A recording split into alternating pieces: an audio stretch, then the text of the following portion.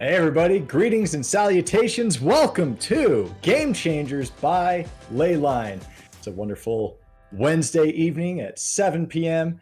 We're here to talk about amazing things. We do amazing things at Leyline. We're about changing the game and changing the world. That's why we call ourselves Game Changers. And we bring on some game changers onto this podcast. With us today, one of the biggest game changers I've ever met, Jeremy Dela, the founder of Leyline. Woo, the crowd goes wild. And we are having a special guest, a creative director who's been helping make Leyline have that distinct look. It's pretty awesome. We've got Antoine Minczeles. I hope I said that right. Boy, I'm sorry. Don't shoot me if I said it wrong. And of course, my good friend Boogy, co-hosting this thing with me. We got a great night ahead of us. An episode called Deciding Design, the Transparency of Clean Composition. You wonder what that means? So do I. We'll find out as we have this conversation and talk about what is all that about. Antoine is a designer, so that makes sense. Designing clean compositions, all that cool stuff. All right, so let's get into it, right? So, Antoine, welcome to the show. Hope you're a big fan. Loving it. Thanks for having me. Big fan of you, dude. Yeah, we're a big fan of you. For Antoine, what time is it for you? Real time at this moment while we're recording is 4 a.m. He is out in France. So he is 4 a.m. He had to wake up really early or stay up really late. Which one happened? Second one, definitely. Oh, Evening person, then a morning person. So here I'm talking about it being Wednesday. For him, it's Thursday, and he's had no dividing line. It's just been one long day. So he's from the Story future. of my life. He's from. Yeah, so what are the future lotto like? numbers? Viral. How many times have they heard that today? Right on. Yeah, boy. Well, before we talk about the future, let's talk about the past. Could you tell us a little bit about your background? Where are you from? What made you Antoine of today? That's a vast question. Yeah, sure, I know. When I was a kid, I was I loved comics and I loved drawing, and so I drew. I read comics. I drew more, and when I was 12 or 13, I told my parents I want to be drawing comics, and they were like, "Nah, you just gonna graduate first, and then you'll figure it out." They were quite right, and a few years after, I ended up doing some graphic design, and a few years after, ended up working in advertising, and I worked for almost 20 years in advertising, and I've been extremely lucky to land job. I was in Paris back then. Yeah, I'm French, if you didn't hear it. And I landed some job that made me travel and made me move to London. And so I worked for a very big company doing very big campaign, and ended up living in Shanghai as well, working in Los Angeles quite a lot. And yeah, so that's my background, advertising, a lot of advertising. And for the last few years, actually trying to diversify towards more writing, because I'm an art director originally, and I've kind of slide towards the words world. What kind of, when you said your parents wanted you to go to college, what kind of degree did you end up getting? No, it's not college exactly. I mean, I'm it's sorry. slightly different in France. So I went to graphic design type of college. It's not exactly the same, but it's what I did. But it's very early that I wanted to start drawing when I was like 13 or something like that. And they told me, no, you don't specialize at that age. You wait till you're like 18 or 20, and then you specialize. So it was a very early calling, but funny enough, I started my career actually drawing. I was doing storyboard. Like, I watched the podcast with Andrew, you guys recorded, and actually I have the very similar beginning of a career where I was drawing as a storyboarder for either production company or advertising agencies. And I ended up from being the guy drawing the storyboard to be the guy telling the other guy to draw the storyboard, and being the guy telling the guy to tell the other guy to draw the storyboard, and to finally not even hear about storyboards anymore. I wish. but yeah, so it's been I've been extremely lucky because I've had to travel and see like many different countries, many way of working, and met extraordinary people everywhere. And it's funny because that's something I actually find back in Leyline, like this international feeling of kind of unusual people, very passionate, very talented, and getting that back together.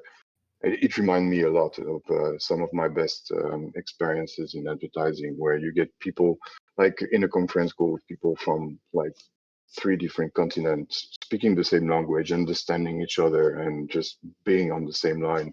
And I mean, with Cody and Justin, for instance, even you, Jeremy, when you like in the community meeting, it feels like that. It's like I'm on the other side of Earth, but we're speaking the same language. We're doing the same thing. We can be sharing the same emotion and the same passion about what we're doing. So I think that's one of the magic of Leyline, actually. How did you first find out about Leyline? When did that happen? How did that happen? So actually, after like almost reaching 20 years in advertising, I started kind of growing a consciousness and thinking that advertising was probably not the best thing in the world for like good. It's like misleading people to get them to buy stuff they don't need that's going to end up in a waste field somewhere. Like that's not ideal. And I think some part of me at some point was kind of like growing and thinking maybe you're not applying what you can do to the best thing in the world. And at that same time, I ended up meeting through a friend, Romain, which you guys know, and a French guy, a very, very cool guy Wonderful and dude. very interesting. And we're sharing those same kind of disbelief toward the way the industry was working, and he was coming from more of the video game industry. I was coming from advertising, but we shared a lot of this kind of cynical view on what we were doing, and we were actually asking ourselves the same questions, like, how can we use the skill we've grew throughout the years to do something which is we can look at ourselves in the mirror and think like, yeah, what I did today was not piling up more waste or parasiting someone's life to get a dime here and there. And I think that um, Romain called me like a couple months after and said like, hey, we're doing that thing with that guy in the US, and I think you might be interested. And he explained to me, and I was like, I think that's a great idea. Sign me in. I'm not sure what I can help with, but I'm happy to try. And here I am. And Here you are. What kind of projects have exactly. you been working on with Leyline? So helped. I joined a little bit before the launch of the GoFundMe. So I helped building the page of the GoFundMe. Um, I tried to help using the media we had, because we the team had produced some really cool pieces of video, and tried to see how we can actually use this one content and create a lot of different things with it and make the most out of what was existing. And I I saw think those. They had a great voice actor. I know. Really, really sultry, romantic voice. I loved it. I hope you're not talking about me. and the editing was fantastic as well, to be honest. I agree. I have to, if I may interject, Antoine, Jump on the I've been back, so please. blown away by you joining the team. In fact, like I've learned so much about just creative direction and just getting to the core of connecting and communicating with people. So I think we're just very lucky to have you. So Thank you. I'm really grateful. Yeah. I've got a good I'm I've got a good feeling that Antoine way as story. well. I've got a good Antoine story. Yeah, we talked extensively and we nerded out hard. We dorked out hard, and we're working on a project together. It's great for upcoming something or other. Yeah, it's like just Ooh. birds of a feather, you know. We just nerded out and dorked out over robots, dorked out over everything. I think was like, oh yeah, this, you know, the Spider-Man meme where he's like, you And then it's like, you. I was like, yeah. That was pretty much every like statement. That was a lot of fun.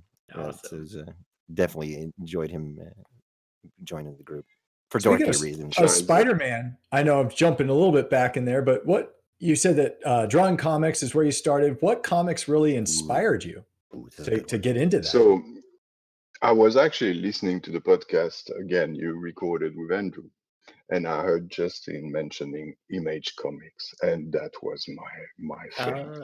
See, Spawn, you, Witchblade, Darkness, Young like blood.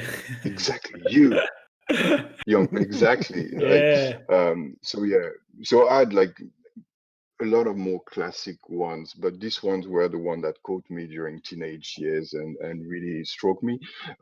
Since then, I moved a lot towards more Japanese comics. To be honest, I think that's where like the most creative stuff is happening now. Um, and I think that's always a very interesting dynamic, like to see that there was like three different cultures of comics and see how they're actually merging together now. And you have some French guy doing some mangas and some American guy doing some Japanese animation and Japanese guy doing some like European painting. And I think that's the magic of the world we're living in, where all these things just come up together and mix up and create new fireworks. That's such a brilliant point. Sorry, Cody. What hero do you connect with the most? Ooh, Which hero do you connect with the most? Wolverine. nice. There you go. Nice. Must be the beard, you know. Yeah, probably. It's the angst. I think it's the.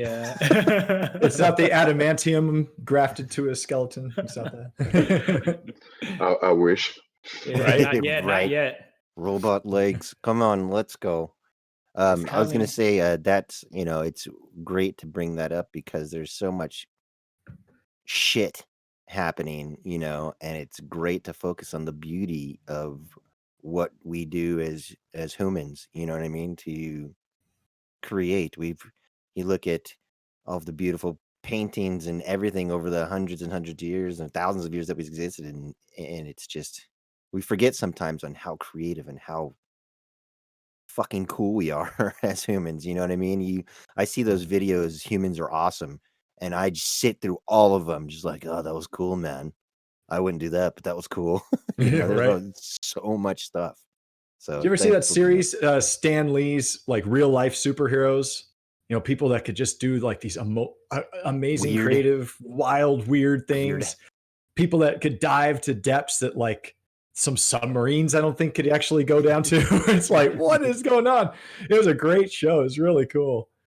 Yeah, I Yeah. think they ran out of people because there's only like 4 or 5 of them on the planet that do crazy stuff like that. Like, oh Yeah. yes, I can extend my arm 14 feet. I think there's only one of you. So yeah, but there was And a well, really, really cool art show. is actually quite wired into our nature. Mhm. Antoine, you could correct me. Like, there's those caves in France where I don't know, it's like 10,000 years old or something like that, of like the hand painting markings, and it's been preserved forever. And it's like one of the Yeah, I think oldest. It's what? How yeah, long? I think it's 40, I'd say, but don't quote me on that. Yeah, it's Yeah, incredible. 40,000. Yeah, but uh, I think it's a really interesting story actually, because the neurologists were like actually moving something which you see outside into a two-dimensional projection that you paint on a wall. It's a mental process which is insane. Like Mhm. for human to come up with that stuff, like they were very surprised. Like there's a level of abstraction in that to turn something three-dimensional into something two-dimensional, like that requires a lot of mental tool that they were like just suspicious the cavemen didn't have. And so they actually went to the people which nowadays still do this type of painting, which were the original people from Australia, and they asked them what they were painting in the caves. And these people actually answered, "It's not what we see outside with painting; it's more dreams." which is very interesting. Which means that the if these guys were painting a dream, we obviously have no confirmation of the reality of this theory. But if they are actually painting their dreams, dream can be in 2Ds actually. So this mental shift could have been done by some kind of automation of the brain that you would have during your sleep, and so this creation of the first images, which is actually very important in terms of culture, because like it's a moment where humanity start being humanity, and it's the cognitive revolution, and really define us as human today. And but art is definitely a part of that. That is beautiful. That is beautiful.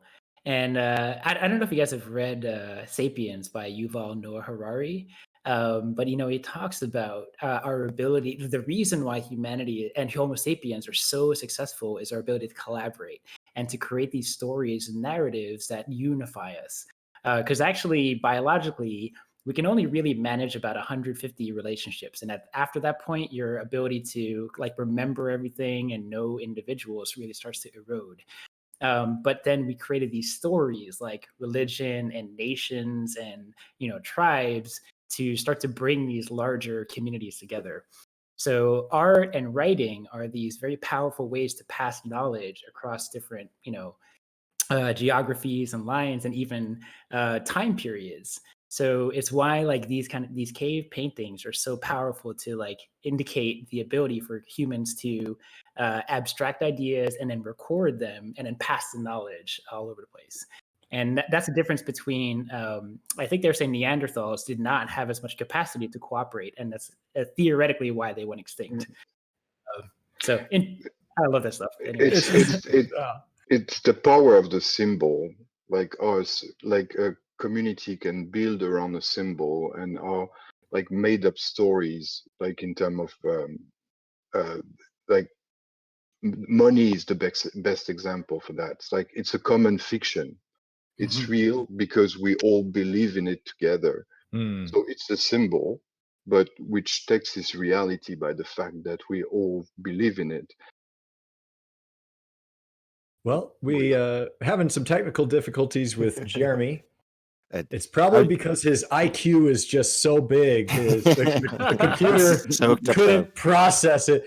We're talking about these cave paintings, and my mind goes to, I just read about those in a Captain Underpants comic like 2 nights ago to my kids.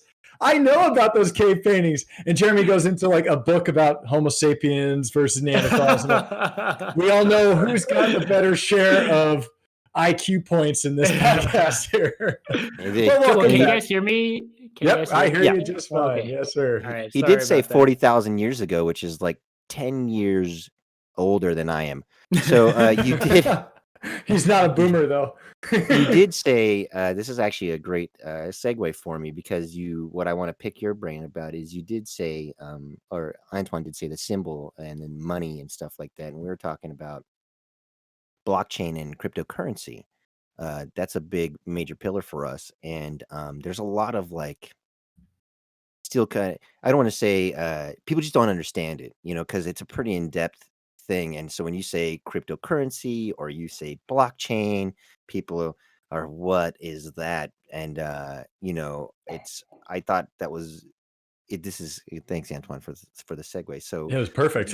This is did you see my face? I went, oh man, yes. I couldn't have written this myself. Thank you, Brian, for the, I don't know if you can tell the future. I still think you're a robot. So I want you to, if you could give me a little background about like a blockchain in your eyes and cryptocurrency, Mr. Jeremy. Yeah, I could certainly get into it. But before I do start, I would say there's something philosophical with Leyline that kind of is thematic with this idea of humans cooperating and unlocking our ability to succeed and thrive. And I think that really is at the heart of Leyline, where we want to create this ecosystem where people are just cooperating and creating this. I think like compounding loop of reciprocity.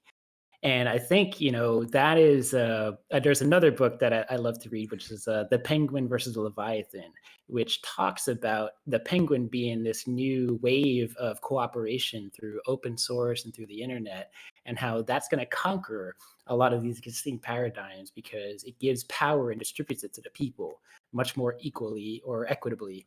Not completely equitable, but enough that it's enough to overcome a lot of centralized power. So that is also a very similar philosophy behind blockchain. So blockchain and Bitcoin, it was originally founded, I think, in 2008.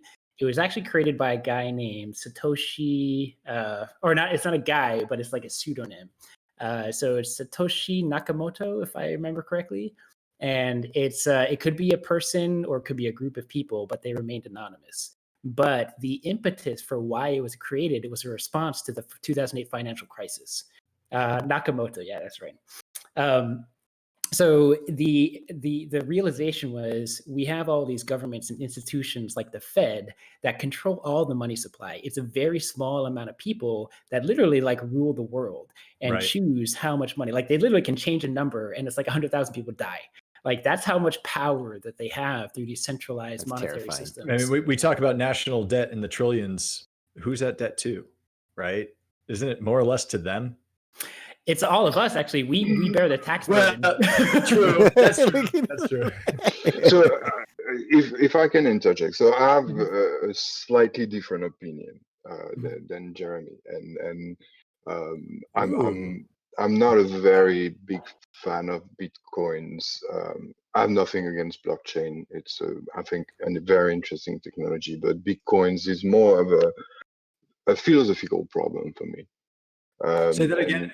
It's more of a what? I missed it. Sorry, sir. Philosophical problem. A philosophy. Okay. There you go. Sorry for my. No, don't apologize. Oh, no, I love your accent. I love it too. C'est très bon, en fait. And so basically, where the idea of decentralizing money is weird for me because of what I was talking about earlier.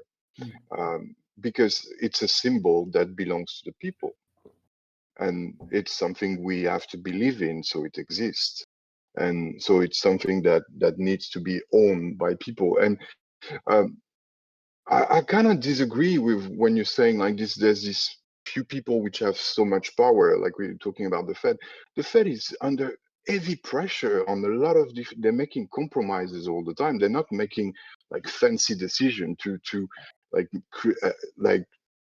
fulfill some hidden agenda. They're just trying to find the kind of compromise that doesn't mess up everything. I'm not saying that there is no vested interest and no malicious like weird things happening, but overall, I think it's still very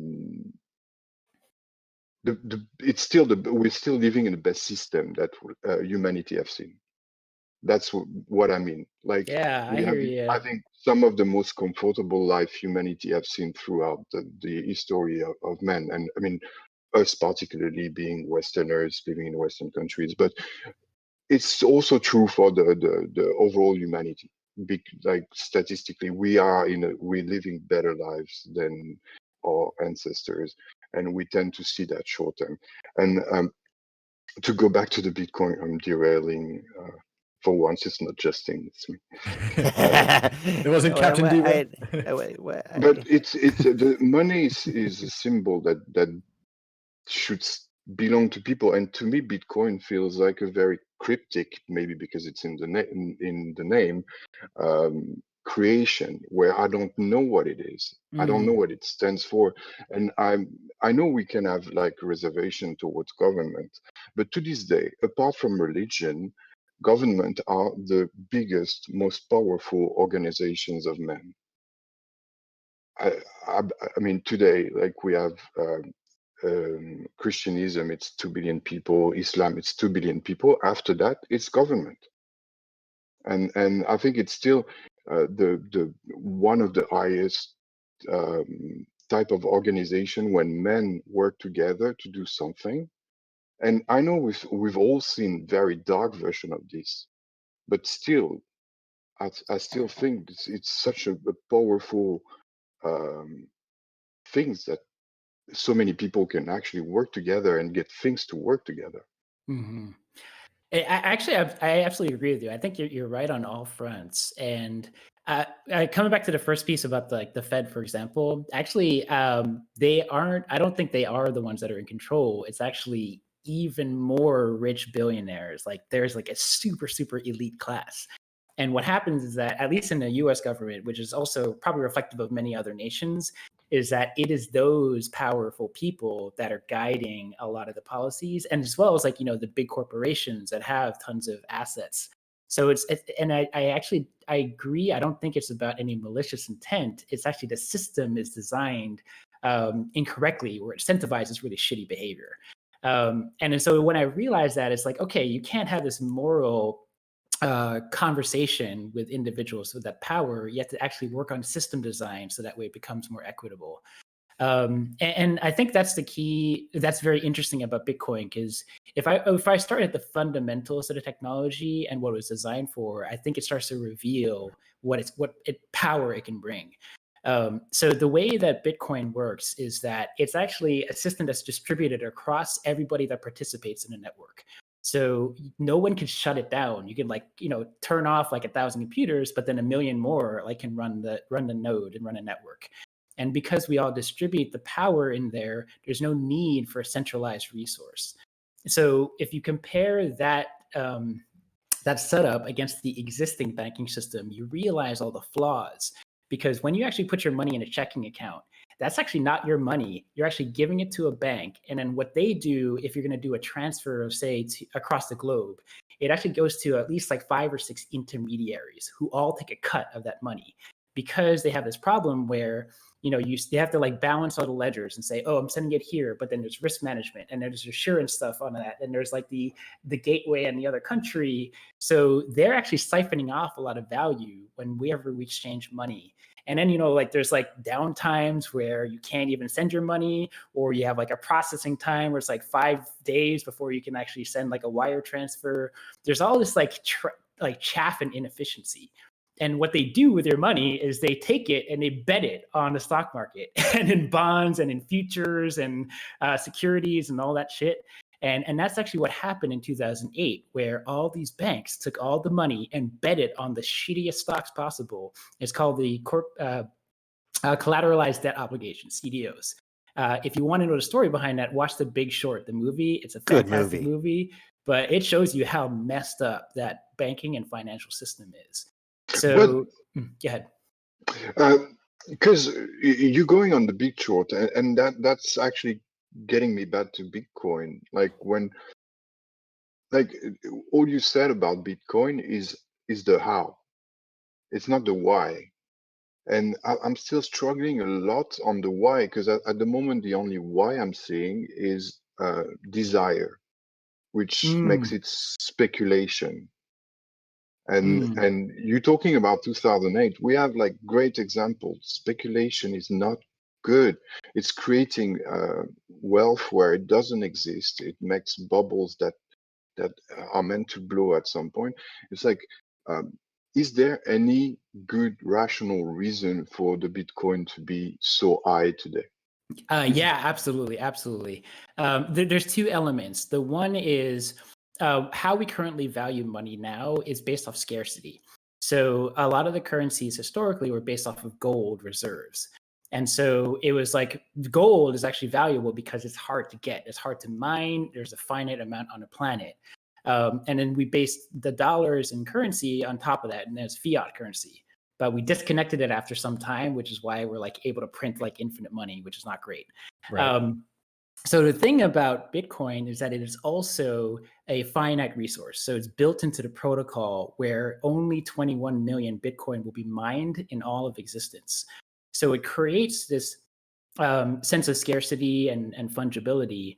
So that in itself can become a store of value, in the same way that a piece of art, because it's rare, it is a store of value and you could sell it.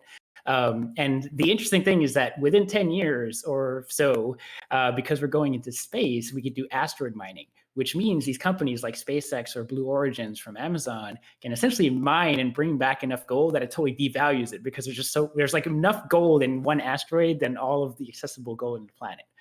So is there Bitcoin on that asteroid? if you put a PC on it, yeah, I guess so. So what's interesting is that Bitcoin actually becomes the most finite resource available in our solar system. And that's like one benefit of the scarcity, and it's like something that cannot be hacked or changed or replicated. And so that's the first piece. The second is actually utility. So there's a store of value piece. So it's true, like a lot of the rich people that see this coming are just going crazy for it. They're buying it up because they know it's going to rise in value. The reason why it's going to rise in value is now that people are getting into it, is actually going to happen in the developing nations. So there's basically 1 billion unbanked people that are transacting and running businesses, particularly in Africa, Latin America, India, China. And so they are leapfrogging the Western nations by going straight into mobile. And you can imagine yourself like, okay, you're in a village in Africa. You have to like walk 5 hours to a town to get to your local bank. You have to fill out all this paperwork, show some ID that you probably don't even have. So it's like a total nightmare for them. And that's why they are not banked. But now with the Bitcoin wallet, you literally have a phone, you click like a button, and then you're now able to transact with anybody on the planet. So you can be a part of the digital economy. And so with blockchain, you can now actually create assets and own that. So like if you have a piece of art, you can sell it on a marketplace and then you just get money right away. And there's no need for any bank. So it creates this access to the economy that did not exist before. So that's 1 billion people that are now going to find utility in transacting these digital currencies. And so that's where the utility comes from. And it's why the Western nations are chasing that, because they could see the trend and where it's going to go. So yeah, there's definitely the dirty part of it, which is like greed driving. Yeah, because on all your arguments, I kind of want to play the devil advocates every time. It's like, oh yeah, like getting money abroad, we like directly in history of economy, that's been more like kind of the multinational doing that and giving them a tool to do that, even with less oversight. That doesn't sound that great. Like, I love the idea of connecting developing world to the economy, but I kind of think this is a smoke screen, and that the real transaction is not gonna happen there. It's gonna happen like somewhere on big company that's gonna move some money without anyone being able to see. Because again, what I mean, I know it might be a controversial opinion, but in my humble opinion, the strongest tool of solidarity is taxes. And every time you avoid paying taxes, you actually not like breaking your contract with society, where and the contract of solidarity, where I mean, it's more obvious when you're living in a European country than when you're living in the US. Like, I grew up with free education, with free healthcare, because I'm paying a lot of taxes. Like I'm paying a lot of taxes, but I'm living in a society where the welfare is actually, I mean, we're complaining all the time, but overall it's really not that bad. France is awesome. I love France. Oh my God. I was taken care of living there for sure. I loved it there. But yeah, go ahead. Sorry. No, and all I meant is, I know it's a bit of a taboo, but every tool that you're going to be using to avoid taxes is going to be a tool you're using to avoid solidarity with your fellow nationals. Oh yeah, and that I agree with. Like I do think taxes are critical in terms of supporting an infrastructure that takes care of you and protects the citizens. And I from my point of view, I don't think Bitcoin does that. In fact, because Bitcoin's based on a public ledger, you can actually trace every transaction and see the activity. So it actually becomes easier to tax people. There are specific coins that are privacy oriented, like Monero, and yeah, it will be used like for some shitty stuff or shady stuff, which is like, if you want to look into crime now, what's like a terrible currency? It's fucking dollars. Because like, look at all of like the terrible crime that people are doing on cash. and it's totally untraceable. So there's plenty of dark money that's floating around already. And I don't know if this is a solve for that, practically speaking, but because as governments are now understanding that, hey, this is a functional currency, they're now starting to bring it into the system. And that to me is a very good thing. Even though a lot of like crypto heads are like, oh, taxes. I'm like, yeah, it's just like pay your dues. Then like you're going to do what you're doing it now, do it with the right stuff anyway. Which is a separate topic on whether a government's functional or not, which is like a, in my opinion, that's like other major problems. But there's another element which I think is already coming into play is for nations that are in massive disruption or uncertainty, like Venezuela, for example. What happens is that during like times of crisis, government can just go in and take your gold, take your cash, and just say, hey, we need this for the state. And Bitcoin creates that freedom where that can't be done because your coins are actually on the public ledger and they can't just take it from you. Like they can't take your bank account and then freeze it and then seize all your assets because the banks are compliant with that. So what's happened actually is that people end up transacting. And, for example, the Hong Kong protests. What happens is China shut down all the protesters' accounts and took all their money. And so now they just started like trading, like surviving off of Bitcoin. So there's some interesting use cases there, which is about like individual empowerment and safety against authoritarian regimes. But yeah. if I can play devil's advocate again, it's just like protection of property in history of man has not really been at the benefit of the poorest. It's mostly been at the benefit of the wealthiest, and so I think the protecting the property is actually not helping going towards a more equal society, and I mean like there should be some kind of balance there, but sanctifying property is madness. I mean, from especially when Europeans are looking at the US and they see or some American people can sanctify property, it's like, whoa, like that's yeah, and that's also an excellent point. And I agree. I don't think Bitcoin or cryptocurrencies actually solve that problem. But what I do think is that it creates this foundation, a new foundation for essentially like, more efficient transactions. It's actually the systems that we build on top of it that are really critical, which includes things like governance and then like private and market forces that are going to contribute to better societies. So when it comes to addressing inequality, I think the key is let's use our technologies and our systems to create abundance and equal opportunity for everybody. And like again, like Bitcoin is essentially just like an upgrade for dollars. It doesn't change our society fundamentally. It's really the systems that we put in place, and particularly policy and government.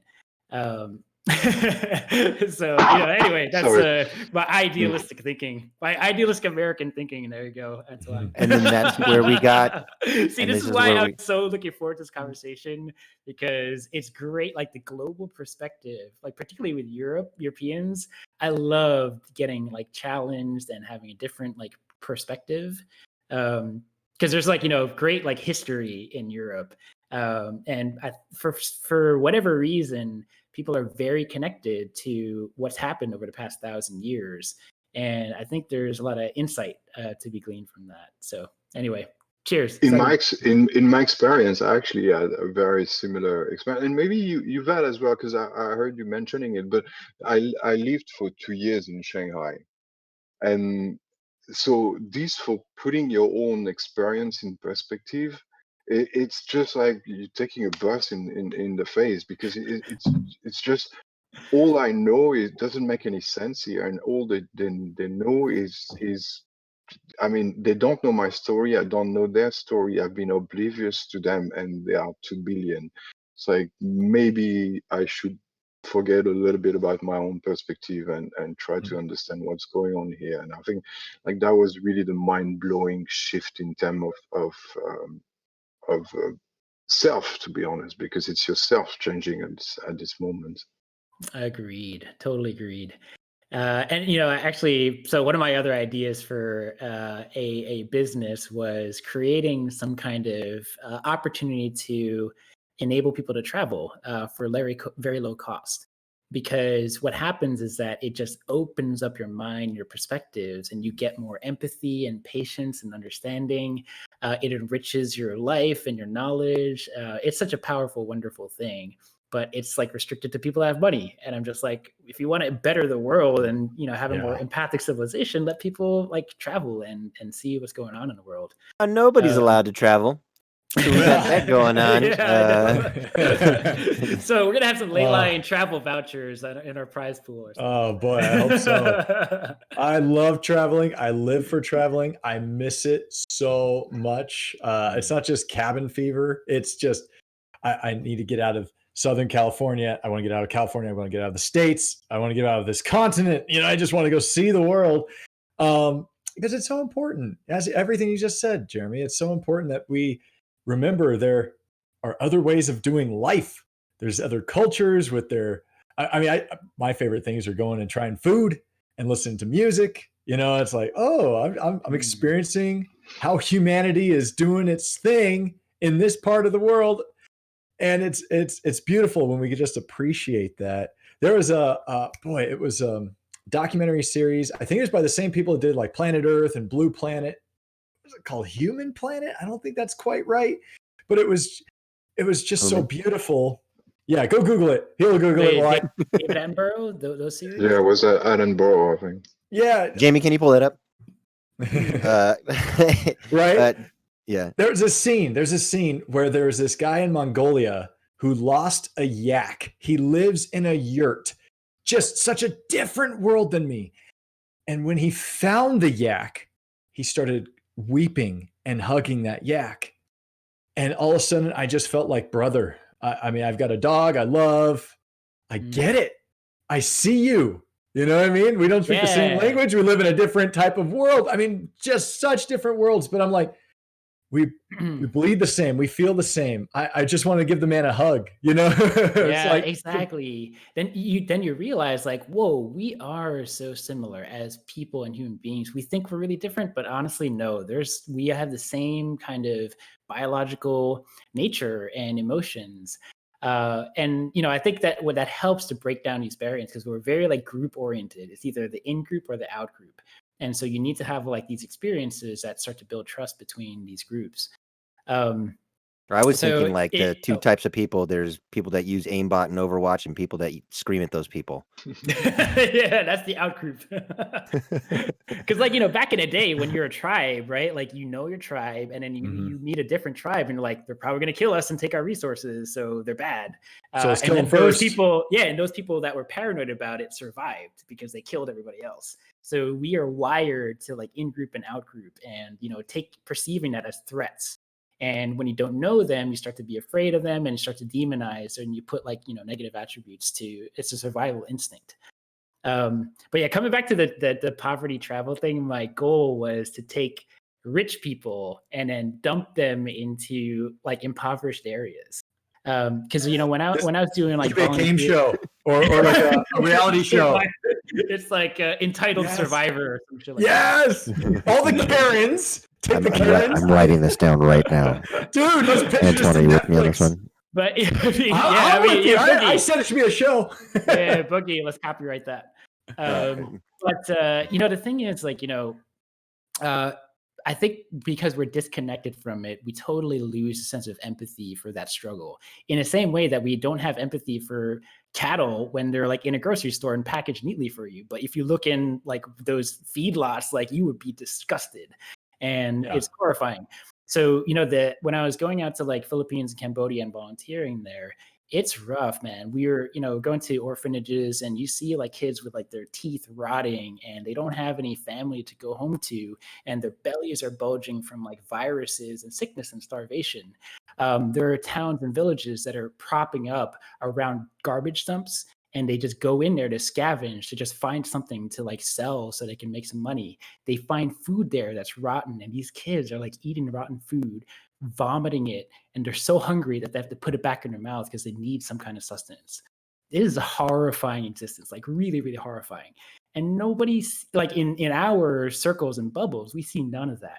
So we don't have this empathy and this need to like, okay, we got to make a difference here.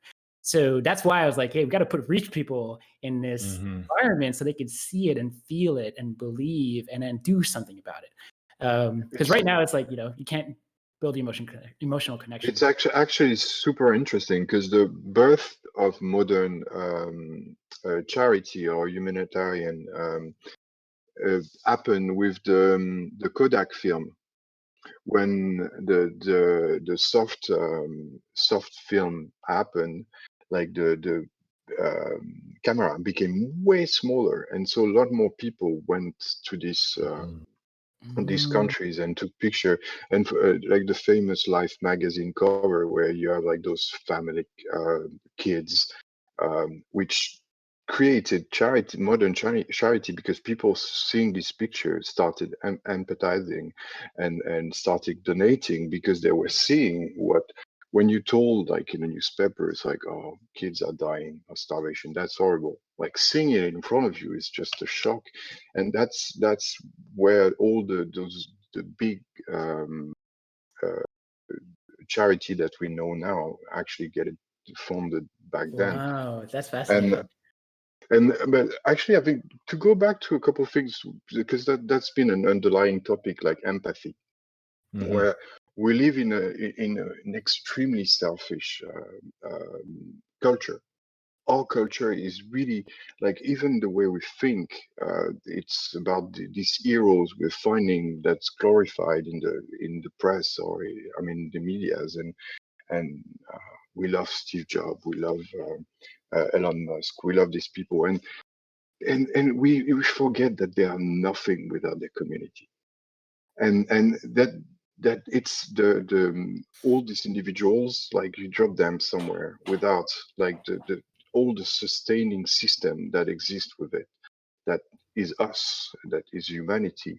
Like this doesn't exist, and we put so much emphasis on the Elon Musk, and not enough on the guy who inspired Elon Musk, the guy who fed Elon Musk, the woman who, like, and there is a whole ecosystem living all around these heroes that we're creating for the sake of the narrative of what's glorious. But we always forget about like the army are all around, and how much, like, it's not about the hero, it's about all the people which were walking alongside, and that became the group and became us. And it's funny because it goes back to my problem with Bitcoin, where it feels like a very individual thing. It's all about, like, yeah, okay, let's talk about Bitcoin. Yeah, I think actually, I would say you're right for the psychographic profile. That's like the same mentality around the stock market. There's definitely that profile that The likes to, libertarian. yeah, and like they like the betting markets and like to see the numbers go up. So that's definitely a cohort. There's no question that exists. The question is whether or not we can empower those that don't have access to that. Because in fact, the stock market today in the U.S. Only 40% of citizens actually have any stocks at all. So we look at that as the barometer for success. It's like half the country doesn't even have any of that shit. It's literally just a representation of rich people's feelings. That's what the stock market is. And it's just all betting. But that's a very sad story, because the market is such a beautiful idea. It's like where people that have money and people with have ideas can meet and can do cooperation, enterprise together, and that was a beautiful idea. But that's not what the market is today. Market is what you were talking about earlier. It's just speculation. It's desire put that create wealth, because scarcity create desires, and that's just, it's not a healthy cycle where anything is produced apart from desire. Yeah. And that's why speculation fundamentally is wrong. It's like you're not creating anything apart from desire. Yeah. And this desire doesn't feed the man. Like, and that's where I agree, and that's generally where I'm not interested in Bitcoin. Like I'm interested in, like, you could leverage that to gain money to a specific purpose and outcome. And for me, it's okay. So the thing that I realized is like, I studied it a lot. It took me like 6 months to finally get it. And I ended up like benefiting a lot by Okay. By Oh, jumping back into the Matrix and oh, there he is. All right, He's- sorry guys. Well, wait, your Um, camera is coming back on. There he How's is. that? How's that? All I right. see you and hear you. But what I realized is like, okay, I get it. This is the trend. This is where it's moving. And what scared me is that, hey, it's only the rich people that see what's going on, and they're about to make a ton of money. It's going to be the greatest transfer of wealth. And my response was, we have to educate people. We have to let people know it is going to happen. Because what I'm seeing is that, hey, US dollar is likely going to have some instability because of all the money printing. Stock markets are at all-time highs and in a bubble and totally disconnected from reality. And then I thought about, hey, what about people like my dad that are just retired, that have all his money in 401ks, and if that gets obliterated, what's it going to do? And so for me, I was just like, okay, let me just at least educate people and tell them, hey, at least try to diversify your portfolio. Hey, get educated on this because it may impact your financial future in a situation where everyone's financial future is like totally at risk. And that's what I saw. It's like rich people are getting in on this, they're taking advantage. The poor are only going to get poorer if they don't know how to manage their finances. So that was big to me. And again, like, I'm very much like, how do we eradicate poverty? One way to do it is prevent people from getting poor. Like that would be a great thing to do. Step one. It's why actually, I wanted to make sure that all of us at the team were knowledgeable and understood. And in fact, like my hope is that because of that education, all of you should have benefited from those gains. And that's what I'm hoping we can, as part of our prize pool. It's why we have Bitcoin cards in there, because again, if $25 goes to an individual in sub-Saharan Africa, just for having a mobile phone and internet, and that's already like a year's worth of salary, and then it's going to appreciate at the same time, man, that's going to be so transformative. And then I'll give that access to their family and that community. It can make a tremendous difference. That's the hope, and we're about to prove it out very, very soon because we got those gift cards in the prize pool. Yes. That's why I That's love right. the global nature of cryptocurrency, and that it's like, and of Leyline, right? Leyline has folks. We're talking to one guy in France, and then we got a guy in Germany and London and Canada. I mean, we have folks in so many different countries, and it's like, well, okay, cool.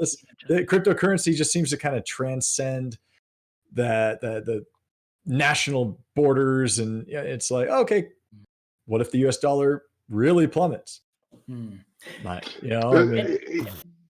If I can make, because I have a first-hand experience of when you put like circulation of money before circulation of people. Like that's what happened for Europe. The way they built it, they're like, oh, let's let the money goes. We'll care about the people afterward. Like that's not helping people. That's helping. Are you speaking of with the euro? Yeah, you're absolutely right. Like it needs to be tied together into like a proper system. You're absolutely right. That's the hard part. Like, it's the hard work. Politics and economy has to come together. They can't be separated. It's dangerous to separate them. That's basically what's happening in 2008. It's like you've separated completely politics from economic. So economic do whatever it wants, and it goes crash because it's not a rational process. Like politics is supposed to be rational. It's not really, but it's more rational than economic for sure.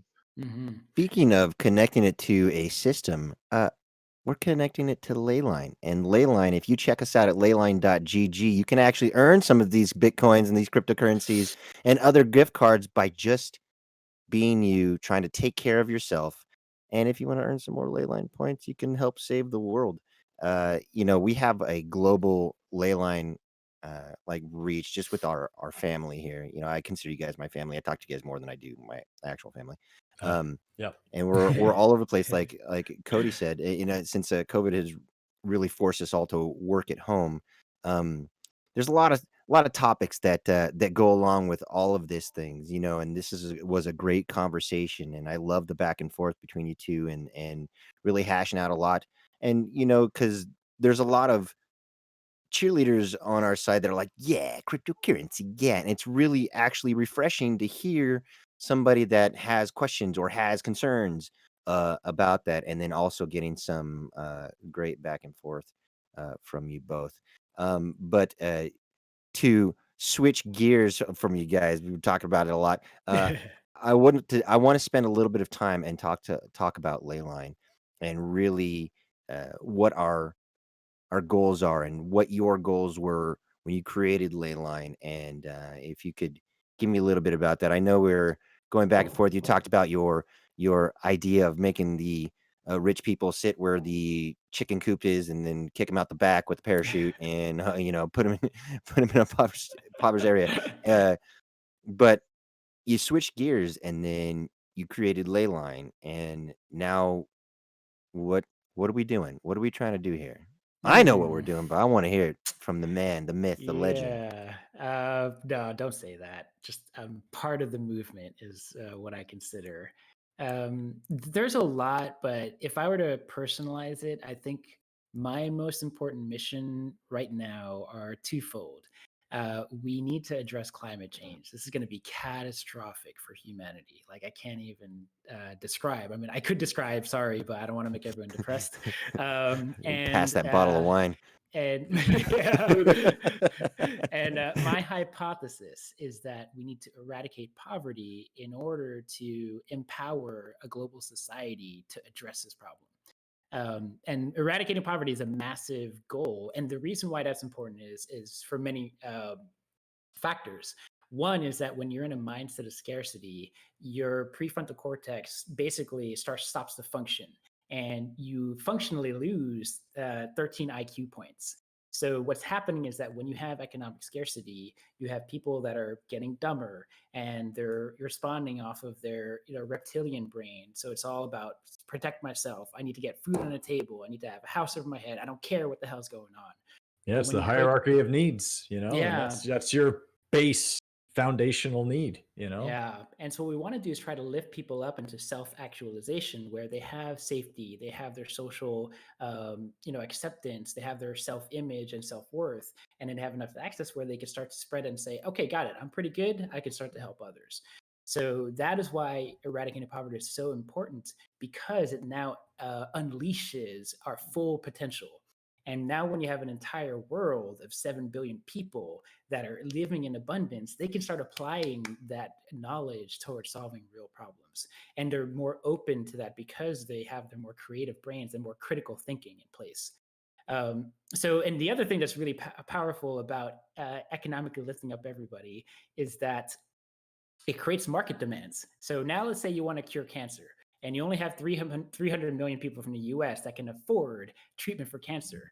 The market forces are only going to be limited to that market size. But now let's say you add 3 more billion people out of poverty that want a treatment for cancer and have money to do it. Of course, the market forces are going to go super fast. So we can apply that same theory to climate change.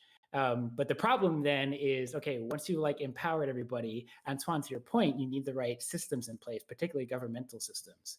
So that was a big passion for me too, which is, okay, got it. I understand the economics now, but because government is so broken, we need to have those incentives corrected.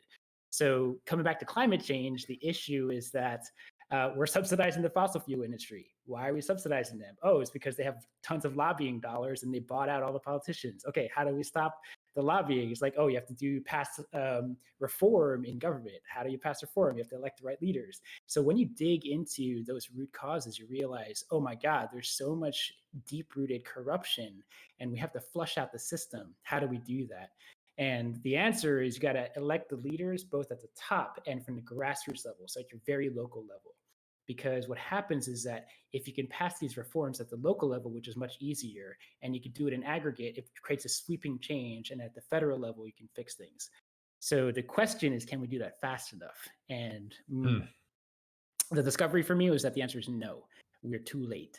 And then I was like, okay, so if that's broken, what else can we do? And then I was like, okay, the private sector has a ton of power, lots of prosperity and wealth. How do we leverage that to start solving those problems?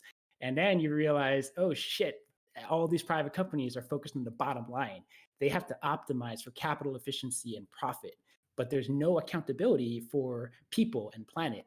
we don't pay the externalities of all the pollution that we throw out there. There's no tax on that. So you can just like shove it and like damage the environment as much as you need. And so that's like what I tried to do, in my job at Blizzard Entertainment, which is, hey, can we leverage this wealth and power and access to human capital to start solving these problems? And the answer is no, like, because it's not going to make us money. Let's just do the things that can make us money. I'm like, fuck. So then I was like, okay, I got to go. I got to make a bigger difference. And, I want a better future for myself, and I want a better future for my kids, and I want a better future for like all the people that I love and care about. And we don't see what's coming. A lot of people don't. And so sometimes you have to just step up and take that first leap and try to blaze the trail and carve a path. And I saw that as my responsibility because I could, I had access to this information. I had access to, I invested my money correctly. So I just pulled all of it and said, okay, now that I've doubled my money, let me just launch a company and bootstrap this thing and bring a bunch of like amazing talent together. Because I know how to execute. Like I've built like crazy platforms and launched massive games over at Blizzard. So I know how to do this thing. And if no one's going to listen to me, then fine, I'm going to do it myself. So yeah, there you go. That's a bit of the journey for Leyline. And you've that's assembled my ultimate goal. Avengers Assemble. Yeah, right. There's a lot of crazy, crazy talented people on this team making this thing a reality. If I spent the rest of the time shouting out everybody, we'd be here for another 4 years. But you know who you are, the Leylights. Got a big shout out to the people that are participating in our Discord as well. There's a lot of love coming from our Discord, a lot of attention, a lot of participation. If you don't know where that's at, please check us out at leyline.gg. We are also, I'm just going to throw this out there, we're also a nonprofit, so please, we're trying to raise some funds. Check us out at leyline.gg/donate. Throw us some coin. We're also accepting some cryptocurrency as well. Antoine. It'll go back to the prize pool. Like a portion of that is going to the people. I really want to emphasize that we can generate a lot of value with this organization, and our intent is we're going to give it to the people as much as possible. Our focus is not to make a bunch of money for ourselves. We need to just, help the people and help the planet. So all that profit we make is going to go right back into the prize pool, which is going to generate money for other individuals that need it. So that's just really important. Like, again, I don't know if I've harped enough on poverty, but we want to get rid of it. Like, I'm sick of it being around. And it's even worse now. $20 trillion of GDP on a planet. How does it make any sense that there's literally like people starving trying to get fresh water? It doesn't. It doesn't make any sense. It's that's rough. It is, but it's solvable. And that's the beautiful thing is that we have the solutions. It just needs courage and hard work and commitment. And I think we've got that. Like this is the Leyline team's already ahead of the curve there. And it's just starting. We're at 70 people already, and most of them are volunteers, people that just want to see a better future. And they're like, I don't care what it takes. Like, we'll make this thing happen. And we've, barely scratched the surface on the amount of people that can hear this message. So we're actually about, I don't know if I can spoil this because it's not an official partnership. But fuck, screw it. I'm gonna say it anyway. So yeah, one of my like old contacts over from Blizzard and Tespa was this organization focused on creating educational outcomes using esports and gaming for thousands of high schools. So we're going to be partnering with them and, creating this massive opportunity for all these students that want to get skill training and network with professionals and veterans and get some hands-on experience, which is ultra valuable, and contribute to a project that aligns with their values and their needs and their future. And then run Leyline as well, get Leyline points. Like it's just such a slam dunk. So now imagine 2 months from now, when we've like really tested out our student ambassador program, we're gonna have hundreds of students working on this project and pushing the needle forward. It's gonna go crazy. And the awesome thing is that we are set up for exponential growth. We've built the organization such that it can scale. So this is very exciting times, guys. Like next time we're here, we're gonna talk a lot about you had Justin Gia last week. Yeah. So he's shout out to Malk. mastermind. Milk.